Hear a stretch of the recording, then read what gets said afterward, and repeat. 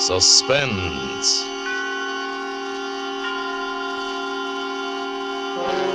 Radio's outstanding theater of thrills, starring tonight Miss Agnes Moorehead in a tale well calculated to keep you in suspense. And tonight, Anton Leader's production of the famous short story, The Yellow Wallpaper, starring Agnes Moorehead.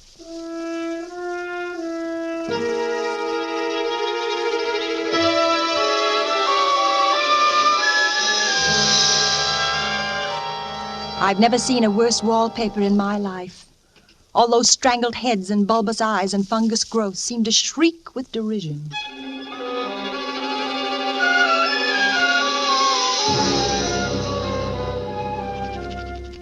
When we came to this house, the minute I saw it, I made up my mind secretly to start writing again in spite of them.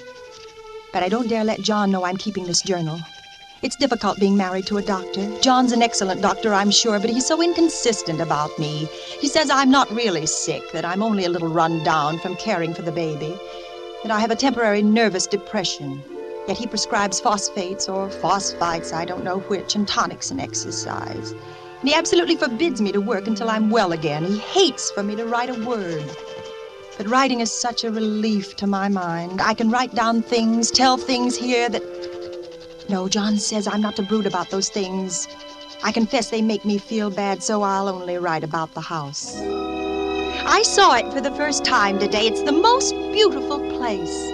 John rented it for the summer, and we drove up today, a perfect June morning. The bay and the white sails and people already in swimming, and then the shaded lane and the riotous old-fashioned flowers and the gnarly trees and the house.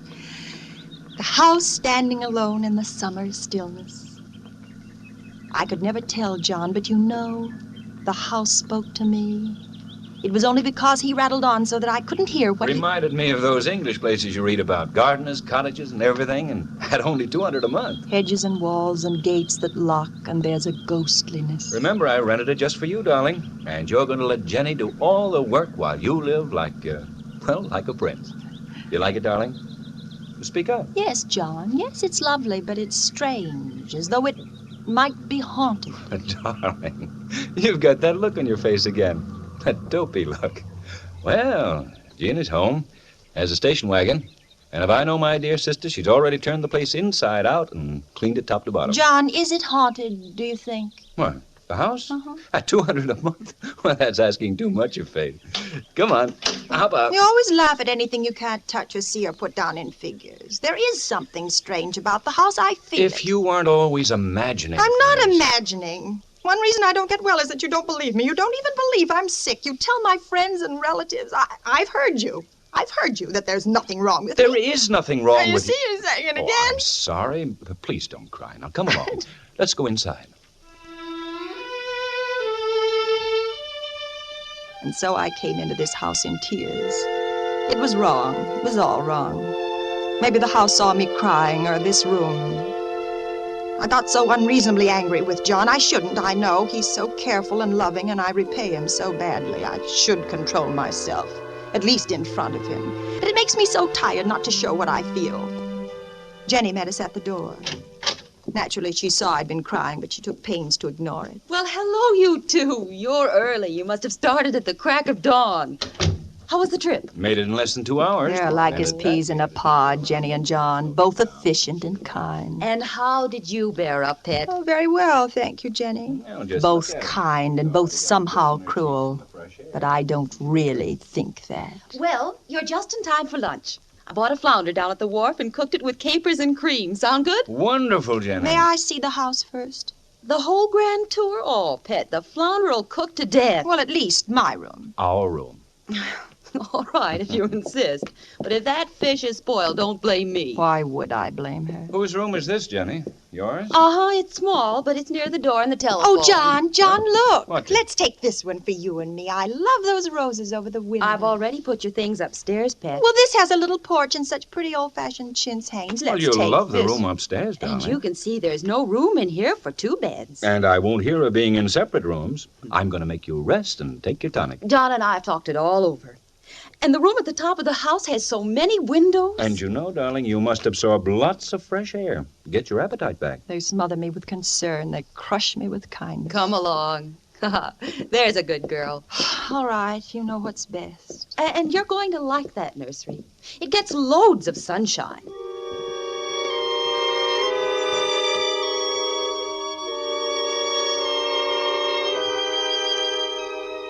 Up the steep, narrow stairs, 2 stories up to the very top of the house. There's a gate at the top that locks. I wonder why. And beyond the gate is the nursery room. This room. It is big and airy, nearly a whole floor with windows that look every way. They say it was a nursery. But what was it, really? Open them all, Jenny. Wide. All right. Well, darling? Why are the windows barred? For the little children. Otherwise it wouldn't be safe. Oh, yeah, I suppose. Children climb around so, don't they? What are those rings and things in the walls? Oh, I expect they made it into a gymnasium when the children got older. A sort of playground. How they must have hated the wallpaper. Well, they were rough on it, that's for sure. The way they've stripped it off in patches. I don't blame them. It's hideous. Oh, who wants to look at the wallpaper with this view? My, you can see the whole bay. It's a revolting color. It's unclean. Such a strange, sickish yellow there where the sun's faded it. I never saw worse paper in my life. Don't dramatize it, darling. You must be hungry, and I know you're tired. I'm not tired. Why do you both act this way? I say the wallpaper's ugly and you look at each other. Your eyes shuttle back and forth and suddenly you both act as though I'd lost my Darling, that was something we weren't going to say. Be a good girl, Pet. We don't act anyway. We just don't want you to worry. We want you to be well.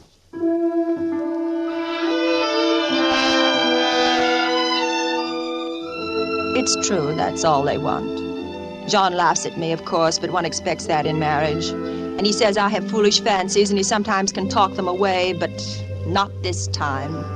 No matter what he says, it's a smoldering, sulfurous, unclean, it's hideous wallpaper. No wonder the children scratched at it and stripped it down. No wonder they gouged the plaster with their little fingernails. No wonder they hate it. I hate it myself. And somehow, I feel it hates me.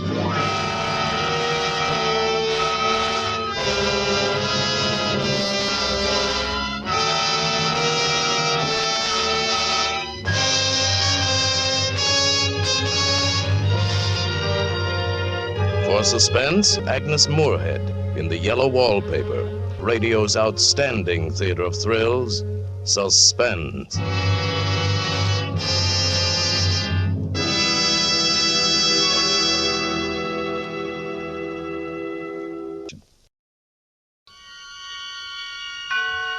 And now it brings back to our Hollywood soundstage Miss Agnes Moorehead as star in The Yellow Wallpaper, a tale well calculated to keep you in suspense.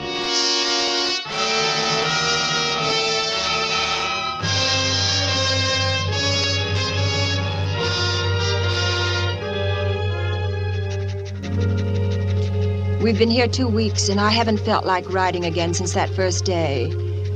I'm sitting by the window now, up in this frightful nursery room. There's nothing to stop my riding as much as I please. John is away all day, and sometimes even at night if he has a serious case. I'm glad my case is not serious. But these nervous troubles can be depressing all the same. I cry at nothing and cry most of the time. John doesn't know how much I suffer. He knows there's no reason to suffer, and that satisfies him. I suppose John was never nervous in his life. He laughs at me so about this wallpaper. No, I won't let you have your way, you silly goose. If we'd taken the room downstairs, you'd be seeing faces in the chintz drapes. Not faces. Look at that spot, John. And that one over there. Yes, I see. It's a repeating pattern. It's a broken neck with 2 bulging eyes staring at me upside down. And to me, it's climbing ivy or some kind of a vine. Take your choice. Could be anything. Besides, I can't repaper a room just for a 3 months rental. Well, then let's move downstairs. Take me away from her. Don't you see, John? It hates me.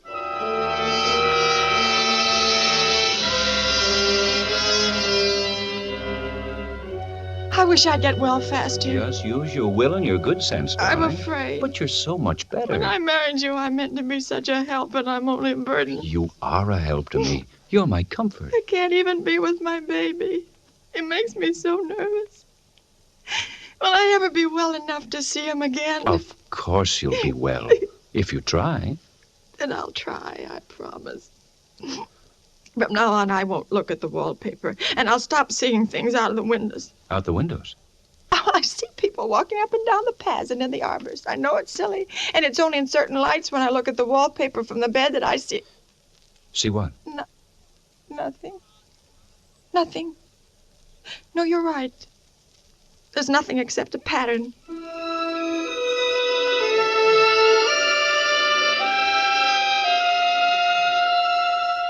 A front pattern and an under pattern in a different shade of yellow.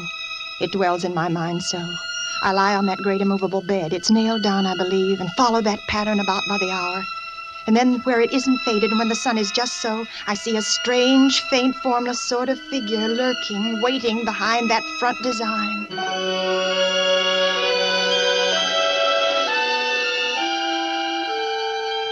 I don't know why I should write like this day after day. I don't want to. I don't feel able. And I know John would think it absurd, but I must express what I feel and think in some way. It's such a relief.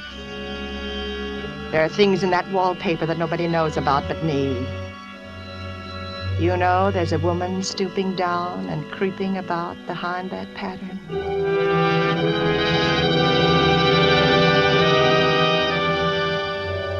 Last night it was moonlight, and the moon shines in all around just as the sun does.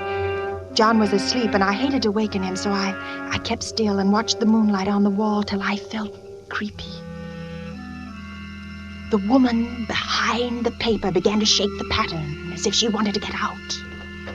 I got up softly and went and felt the paper to see if it did move. It moved! It moved, I'm sure of it. And the poor woman cried out as though her voice came a long way over water. Telegram! Let me in! Telegram! Let me in! Telegram! Let me in! Oh, the poor thing. Then I went back to the bed. John was awake. What is it, darling? Why, you up? Well, you shouldn't go walking around like that. You'll catch cold. The moonlight woke me. You are cold. You're shivering. John, I'm not really getting better. Won't you take me away? Our lease will be up in 3 weeks, darling. I don't see how we can leave before then. Of course, if you were in any danger, I would, but you really are better, dear, whether you see it or not. I'm a doctor, and I know. Oh, my appetite may be better in the evening when you're here, but it's worse in the morning when you're gone. Why, you're gaining flesh and I color. don't weigh a bit more, not even as much. Well, bless your little heart. You shall be as sick as you please. But let's go to sleep, huh? And talk about it in the morning. You won't go away? How can I, dear? And why should I, since you're better? Better in body, perhaps, but Darling, in my... for my sake and your sake and for the sake of our child, I beg you not to let that idea enter your head, not for an instant. Can't you trust me as a doctor when I tell you it's a false and foolish idea? Answer me, darling. Don't you trust me? Yes, of course I trust you, only... What? I'm sleepy. Let's go to sleep. But I didn't sleep. I lay there for hours trying to decide if the front pattern and the back pattern moved together or separately.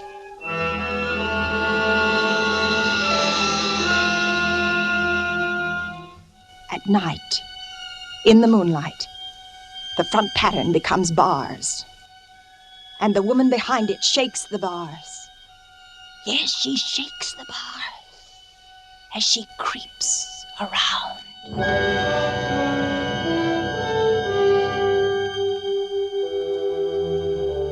I lie down ever so much now. John says it's good for me and to sleep all I can, but you see, I don't sleep.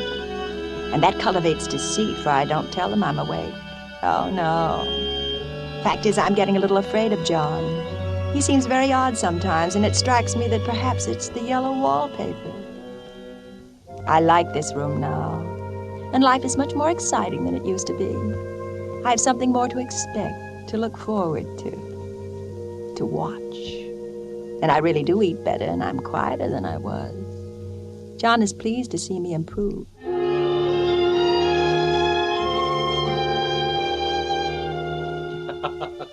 You see? You're flourishing like a weed in spite of your wallpaper. Yeah. In spite of the wallpaper. In spite of it. Because of it. But I had no intention of telling him that. He might want to take me away, and I don't want to leave now until I found out. There's 1 week more, and I think that will be enough.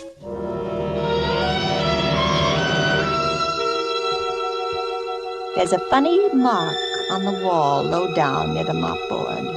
A streak that runs around the room, goes behind every piece of furniture except the bed. A long, straight, even smudge, as if it had been rubbed over and over and over. How was it done? Who did it? What did they do?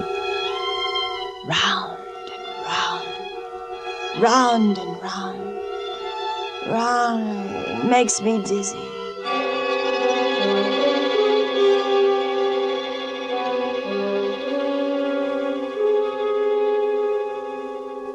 I've really discovered something at last.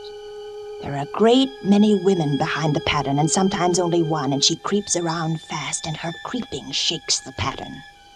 She's trying to climb through and can't because the pattern strangles everything. But she does get out in the daytime. I know because I've seen her. When a car comes, she hides in the blackberry vines. I don't blame her. I'd hide too.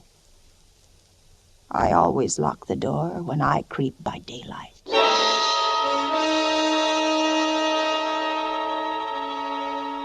There are only 2 days left to tear this paper off and let the woman out in the room. And John's beginning to take notice. I don't like the look in his eyes, or the way he talks with Jenny about me. I overheard them. She isn't sleeping nights, Jenny. She's quiet, but I know she's awake. Well, it's little wonder she sleeps the whole blessed day. Yeah. Maybe I ought to call in another doctor. Now, it's just stubbornness, John. She's determined to prove you're wrong. I suppose you're right. Oh, I'm sure she'll improve. Oh, darling. Well, hello, pet. How you creep about? Well, that's a funny thing to say, Jenny. It isn't I who creeps. Jenny says you stay in your room too much. You don't take your exercise. You tell me to rest, and then you tell me to take exercise. I can't do both. Well, As though I can't see through them. tomorrow's our last day here. We'll talk about exercise when I get you back to town. I'll have to rouse you out of bed pretty early, pet. You know, some of that furniture up there belongs downstairs, and the movers will be here at 9. Maybe you'll sleep upstairs tonight, Jenny. So you won't be alone, darling. You won't be here tonight, John? Well, not until tomorrow evening. There's a difficult case. If you're going to feel Oh, lonesome... no, Jenny. I'll rest better alone. I'm sure of it. Thank you all the same. That was clever of me. The sly thing. I won't be alone a bit. As soon as the moon shone in, the poor thing behind the paper began to crawl and shake the pattern. I ran to her. I pulled, and she shook. I shook, and she pulled. And by morning, we'd peeled off yards and yards of yellow wallpaper, a strip about as high as my head and half around the room. When Jenny came up in the morning, she looked at the wall in amazement. You know why I did it, Jenny? Just to spite the vicious thing. Why are you so surprised? Oh, I'm not. Why, I wouldn't mind doing it myself. But you mustn't tire yourself, pet. She wouldn't mind doing it. Why don't you come downstairs and lie down?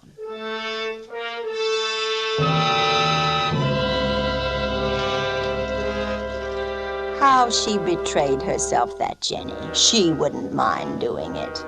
But I'm here and no person touches this paper but me. Not alive.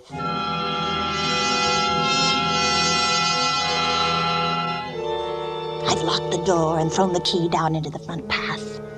I don't want anybody to come in till John comes. I want to surprise him.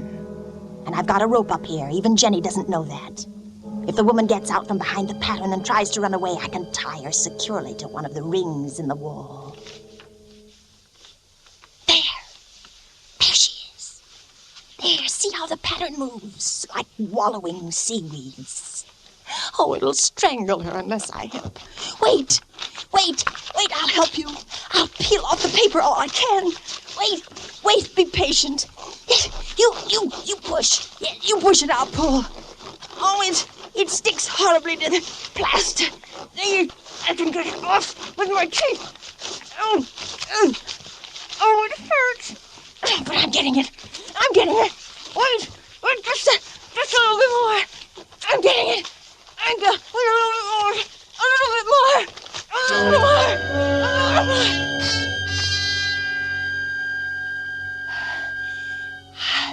I wonder if they all came out of the wallpaper, as I did. I think they did, but I have you securely tied by my rope now. You'll never get away. But I don't want to get away. It's so pleasant to be out in this great room to creep about as I please. It's so pleasant. But I suppose I'll have to get back behind the pattern when night comes. That will be hard to do.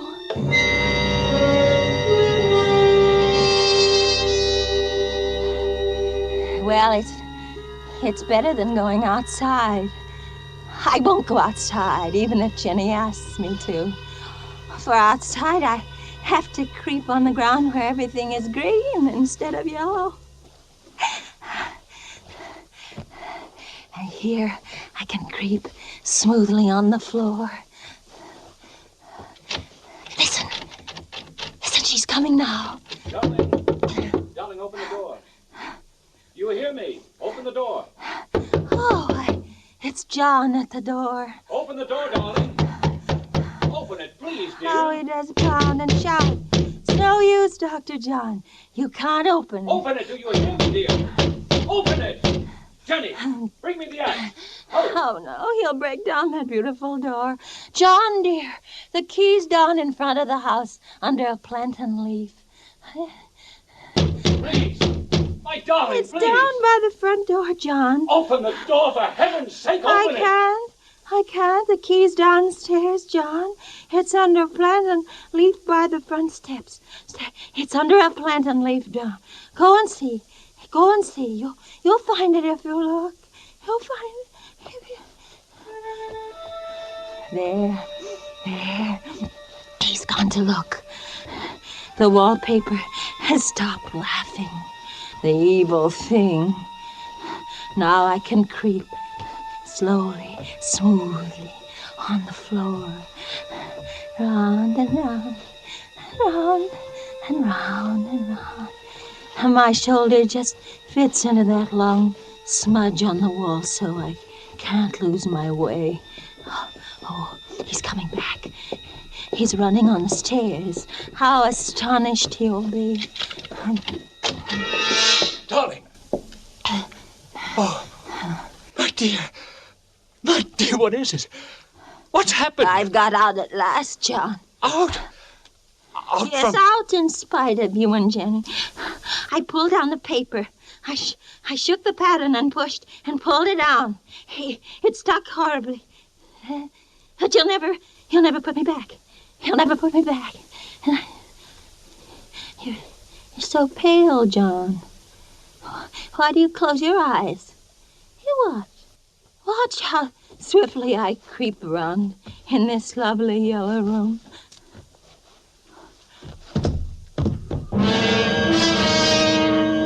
Fainted? Now why should that man have fainted? But he did. And right across my path by the wall, so that I have to creep over him every time. Round and round and round and round and round.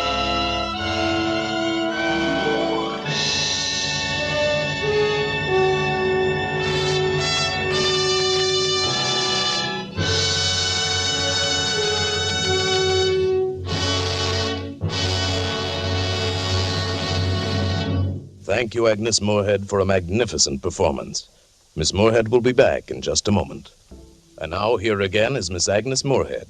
It's always a great pleasure for me to appear on Suspense. I've thoroughly enjoyed this appearance this evening on Suspense.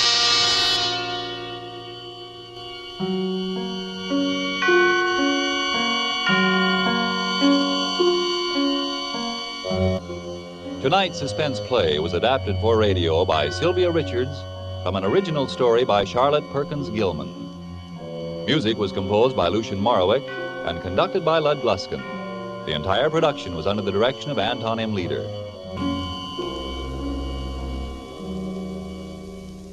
This is CBS, the Columbia Broadcasting System.